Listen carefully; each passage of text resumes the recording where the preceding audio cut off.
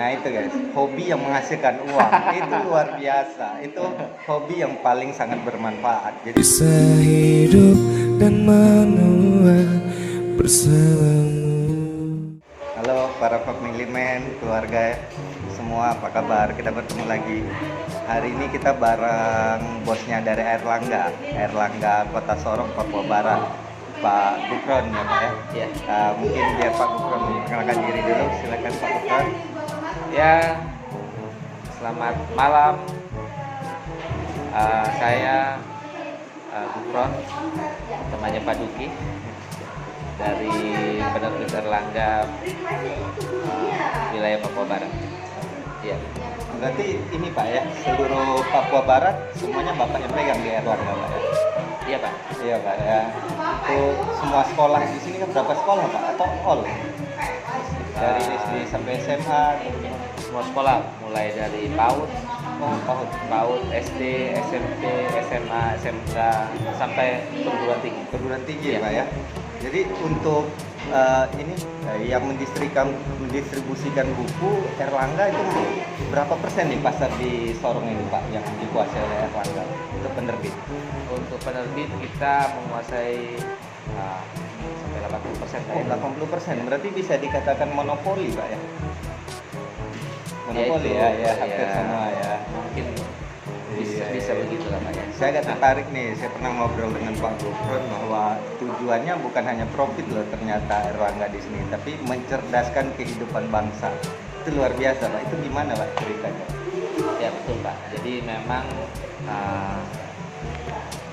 ada khususan untuk wilayah Papua. Jadi kami di Airlangga di Papua ini lebih pada tujuan. Hah? Ya, jadi kami di Papua ini dari penerbit Airlangga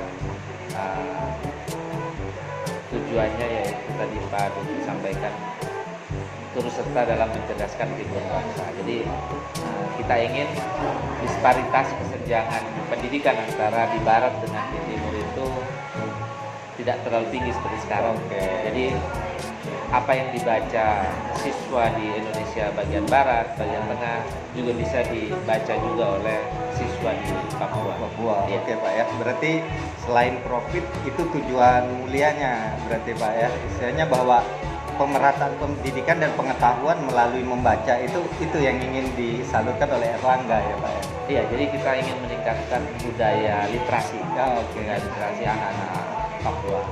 Iya. Di mana memang selama ini kesulitan dalam mendapatkan sumber bacaan. Oke. Luar biasa Pak ya. Jadi sudah berapa lama ini Pak di Sorong ini Pak Bapak bertugas? Iya, baru lah Pak. Baru Pak ya. Iya. Dari tahun berapa itu Pak? 2013. 2013. Sudah 8 tahun guys Pak Gufron mengabdi lah ya. Kalau kita bilang mengabdi di Kota Sorong ini Pak ya. Iya, Berarti hampir 80% sekolah itu Airlangga guys yang ngisi bukunya di sini. Berarti memang kalau kita bilang non profit berarti jasanya luar biasa harusnya untuk penyertaan pendidikan Pak ya ya. karena selain kita menjual buku, kita juga memberikan CSR Pak. Oke Ya, ya. CSR untuk sekolah-sekolah. Jadi Hmm. seperti kemarin dalam hal penanganan COVID kita Oke. membagikan masker, hand sanitizer, tempat cuci tangan. Oke, di sekolah-sekolah Pak ya. Sekolah-sekolah. Oke.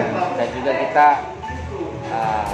memberikan bantuan ke beberapa sekolah seperti MCK untuk mereka. Membangun itu Pak ya di Iya. sekolah-sekolah. Luar biasa ya. Sekolah-sekolah yang memang membutuhkan air bersih. Oke ya. Saya lihat juga selama COVID ini Airlangga juga ada buka session untuk belajar online Pak ya, yang dari Airlangga sendiri dan semua bisa akses ke situ. Iya, Iya Pak ya. Jadi, kita punya namanya Airlangga Online. Online itu gimana teknisnya? Yaitu kita punya ada produknya e-library sama e-book. Oh, ribut. Ya. Ya. Jadi di situ para siswa bisa belajar kapan saja dan dari mana saja. Benar. Ya. Terus apa namanya, kurikulumnya sudah diatur oleh Erlangga ya? Ada standarnya sendiri Pak ya? Kalau kurikulum itu diatur oleh pemerintah. Pemerintah, oh Ya, berarti jadi- Erlangga menyesuaikan? Ya, kita sesuai dengan menyesuaikan. Kalau seperti sekarang ini yang kurikulum 2013. 2013 yang dipakai ya sama Erlangga tadinya. Iya. Nah, tantangan terberatnya apa nih Pak selama pendistribusian buku-buku Erlangga di Sorong ini Pak dalam 8 tahun ini? Distribusi untuk wilayah pedalaman, Oke. terus apa namanya itu pulau, Gitu, di mana Pak. kita harus di mana Medan di Papua ini ya, kan Ya. tidak seperti di Jawa ya, kita Ah. harus naik perahu. Perahu kapal. Oh berarti bukan cuma di kota Sorong Pak ya? Oh iya Pak. Jadi kita juga ada beberapa pulau-pulau di Oh, sini juga ya. Kita distribusikan. distribusikan sampai ke situ. Ya, dan juga seperti kemarin kita juga kerjasama dengan pihak luar, Oke. apa namanya, ada Pulau Pintar. Oh, Pulau Pintar. Oh, Pintar kita kerjasama dengan TNI Angkatan Laut juga. Oke, Ya, oke, oke. Pulau Pintar di Pulau Sok. Pulau Ya, kita itu. di situ membantu bukunya di perpustakaan. Oh, berarti jadi project lah itu, jadi Pulau Pintar dari Jadi- Erlangga sama iya. Angkatan Laut, Pak ya. Oke, luar biasa. Ya, jadi Pak Gufron ini selain jadi big bossnya toko buku Erlangga di Sorong Papua Barat ini, dia juga pengusaha guys. Ini Royal Cafe, Royal Coffee Pak ya, Royal Coffee dan Toast. Nah, ini bagaimana nih Pak membagi antara pemikiran sebagai seorang pekerja orang nomor satunya Erlangga di Sorong ini dan sebagai pengusaha juga Pak? Kalau ini hobi Pak. Hobi ya? Ya hobi. Kalau di Erlangga itu pekerjaan. Pekerjaan. Jadi Oh. ketika hari Sabtu Minggu ya kita biar ada tempat hobi dan kita bisa menyalurkan hobi bersama keluarga juga, anak-anak Oke, bisa ya. nongkrong di sini. Iya. Ya, seperti itu. Oke, nah itu guys, hobi yang menghasilkan uang itu luar biasa. Itu hobi yang paling sangat bermanfaat. Jadi selain kita bisa menyalurkan hobi, kita juga bisa menghasilkan cuan. Ya Pak, di sini menu favoritnya apa nih Pak di Royal ini? Jadi di sini kan kita ada kopi ya, kopi dan toast. Toast. Ya, jadi kopi toast yang selama ini yang best seller di tempat ini ya Barbecue ya. Oh, Nah, itu kalau- ciri khasnya apa tuh Pak dari rasanya Pak barbecue? itu kita dari roti roti yang premium. Premium, oke. Kualitas premium berarti ya Pak ya. Kita bakar terus kasih daging ham. Daging ham, oh di tengahnya Pak ya. Daging ham dengan telur, Telur, oke. terus dikasih sayuran Oke. selada, tomat, Oke. apa namanya, Timun di dalamnya. Terus kita berikan saus barbecue. Barbecue, Khusus oh. itu memang saus barbecue dari itu. Oh, berarti yang khasnya itu sausnya itu Pak ya. Sausnya itu. Sausnya itu yang di franchisein ya, Iya. mungkin Pak ya. Sausnya itu yang jadi yang di tempat lain tidak ada sausnya ya seperti di sini gitu ya Pak ya. Iya. Oke. Kalau kopinya apa nih Pak? Kalau kopinya? Kopi ini memang kan ada brand, kita punya brand itu Kopi Rindu. Kopi Rindu. Oke. Ya, jadi memang khusus kopinya kita goreng sendiri, ya. Kita roasting sendiri, ya. Dan dengan apa? Dengan alat kopinya itu ya digoreng, diseduh, Ya, diseduh dengan air. dan itu tidak bisa berbeda dari tempat lain. Saya jamin itu berbeda dari. Oh, jadi ada teknik tempat khusus lah Pak ya, ada ramuan khusus yang Ada membuatnya ramuan punya ciri khusus, khas ya, di iya. situ ya Pak ya. Khusus. Oke. Nah gini Pak, tadi kan kita dari big bossnya Erlangga, kita cerita tentang bagaimana menjadi pengusaha di Royal. Kita balik dulu nih ke Erlangga. Target Bapak 3 tahun ke depan itu seperti apa gitu loh Pak di Kota Sorong ini? Baik secara dari Bapak, dari sudut pandang Erlangga dan keinginan Bapak terhadap pendidikan di Papua gitu. Saya pikir kalau dari segi pendidikan, Kota Sorong ini sudah tidak kalah dari Oke. kota-kota lainnya. Jadi Kota Sorong sudah beberapa kali juara di Oke. Olimpiade Sains Nasional, OSN 3 Nasional, Oh, iya. dan FL2SN, itu festival seni juga. Kota Sorong selalu juara. Juara Pak ya, diwakilkan oleh sekolah yang Bapak distribusikan buku Erlangganya itu Pak ya? Ya. Oke, luar Jadi biasa Pak. itu target saya yang di situ sudah terpenuhi. Standar pendidikannya udah diakui secara nasional maupun internasional Pak ya? Dan sekarang yang saya inginkan adalah target saya dan pribadi maupun perusahaan, kita ingin pemerataannya. Pemerataan, oke. Jadi pemerataan antara sekolah satu dengan sekolah Sekolah lain. lain. Sekarang kan ada sekolah yang mutunya sangat tinggi sekali, Oke, ada sekolah yang mutunya di bawah. Oke, oke. Jadi kami daerah menginginkan agar kesenjangan itu tidak terlalu Jauh. jauh. Dan Ya. tentu kesenjangannya yang di bawah jadi menyusul ke atas guys, Ya. bukan yang di atas menyusul ke bawah. Ya, Jadi betul. dia Pak Gufron ini berharap pendidikan di sini standarnya tinggi semua Ya. dengan harapan itu, karena memang di yang standar tinggi tadi ternyata bisa menang di kejuaraan-kejuaraan baik secara skala nasional maupun internasional Pak ya. Ya. Oke, itu secara dari Erlangga, dari bisnis Erlangganya bagaimana Pak?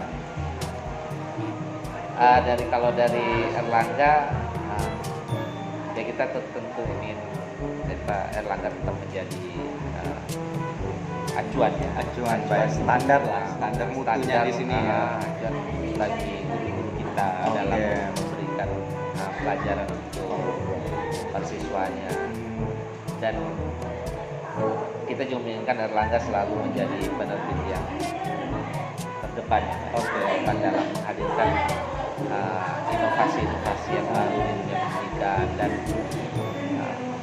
biasanya kami selalu memang di sini ketika ada hal-hal yang baru, kami yang selalu menghadirkan duluan. Jadi Oke, sebelum dari dari birokrasi dari pemerintah memberikan, kami selalu memberikan seperti Oke. pelatihan kurikulum 13, kami yang duluan memberikan di sini. Oke. Seperti sekarang asesmen kompetensi minimum AKM, kami yang pertama memberikan untuk sekolah-sekolah. Jadi saya juga berharap kami terus mempertahankan itu. Oke, berarti improvement ideanya luar biasa Pak ya. Selalu ada ide-ide segar setiap harinya ataupun setiap ininya Pak ya. Ya Yang di- seperti itu. Jadi sebenarnya kami dari perusahaan sudah ada standar. Oh, udah ada standarnya Pak ya. Jadi bagaimana kita menjaga standar itu agar selalu terjaga. Oke, berarti memang secara all Erlangga pun sudah jelas nih terstruktur kerjanya mau bagaimana, targetnya mau apa gitu Pak ya. Sudah Sudah Pak ya. menyesuaikan dengan kondisi Di daerah. Oke, apa yang mau dilempar ini, apa yang mau dijalanin saat ini. Ya. Mungkin tahap-tahapannya tergantung daerahnya bagaimana bisa menerima Pak ya. Ya. Oke, itu berarti dari pendidikan udah, dari sudut pandang Erlangganya udah, dari bisnis nih Pak. Bapak berharapnya ya kalau nggak 3 tahun minimal 1 tahun ke depan apa nih targetnya Pak? Target saya nggak perlu ya. Oke, Pak Pak. Yogi ya. Ya, saya ingin ekspansi sedikit. Oh, ekspansi Pak. Berarti Hah? pengembangan bisnis lah Pak ya. Bisnis ya. Jadi ekspansi mungkin ke kabupaten. Oke. Atau ya di kota kita juga cabang yang baru. Jadi tujuan kita ya memang sebenarnya bisnis ya, tapi juga kita juga pengen membuka lapangan pekerjaan. Oh iya, itu mulia sekali. Iya. Ya. Kota Sorong kan kota yang kecil. Oke. Kalau semua mau jadi pegawai terus bagaimana kan begitu. Oh, Jadi, iya. Kita inilah ya apa Membuka namanya peluang, membuka iya. peluang untuk Bekerja ya bekerja bagi orang-orang yang ada di sini. Oke. Jadi memang baik secara pekerjaan maupun bisnis Pak Gufron ini mulia sekali tujuannya guys. Jadi memang untuk membuat daerah Sorong ini jauh lebih baik dan masyarakat di sini bisa lebih mengeluarkan potensi-potensinya yang bisa berkontribusi lah untuk kemajuan Kota Sorong Pak ya. Oke Pak. Mungkin closing statementnya lah Pak untuk pendidikan Sorong apa nih Pak? Ini Pak dari Ah. Bapak. Untuk pendidikan Sorong ya saya sangat berharap Sorong ini menjadi barometer pendidikan di Indonesia Timur. Oke. Jadi kota Sorong menjadi kota yang termaju di Papua, bahkan di Indonesia Timur, karena saya lihat potensinya ada, Sangat, ya, iya, sangat potensi ada. baik, sumber daya manusianya juga sebenarnya pintar-pintar, Pintar-pintar, oke, Pak. ya. Dan didukung dengan kita punya sumber daya alam yang Luar biasa, ya. biasa di Papua. Ya. Ya. Dan itu bisa dimanfaatkan untuk kemajuan pendidikan, jadi sangat luar biasa Pak ya. Ya. Jadi sebanyak faktor yang mendukung agar kita bisa menjadi nomor satu lah di minimal di Indonesia Timur gitu Pak ya, dari segi pendidikan. Ya. Oke Pak Gufron, terima kasih sudah meluangkan waktunya Pak Terima kasih, untuk Pak. podcast Sandro Family. Semoga pendidikan di Kota Sorong jauh lebih maju dan terus lebih maju dengan dukungan Erlangga, dan semoga bisnisnya Royal Coffee dan Toastnya jauh lebih maju dan segera bisa expand. Ya. Terima kasih banyak Ya, Pak. terima kasih. Bisa hidup dan menua bersamamu.